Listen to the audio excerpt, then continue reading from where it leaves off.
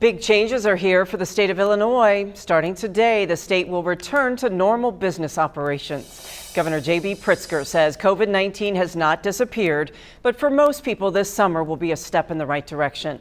We've told you before, businesses, events, and venues will be able to operate at full capacity beginning today. Establishments may still choose to have stricter measures in place.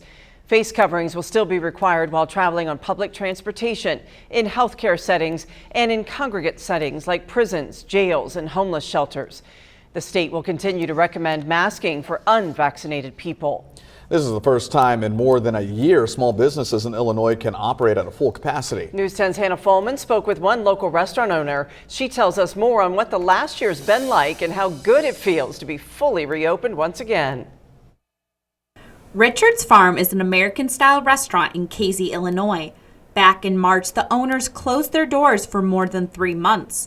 During the height of the pandemic, owner Michael Richards says there was a time he wasn't sure if the restaurant was going to survive. There were the time frames when we weren't open, so that was awful. You know, when you've got a business that still has expenses and you have no money coming in is very hard and upsetting. In the following months, Richard says it was very stressful. The restaurant still had very few customers. When we did reopen, but there were all the restrictions in place, and you still had a lot of people who just weren't going to go out. So we went through months, most of the second half of last year, with very low business.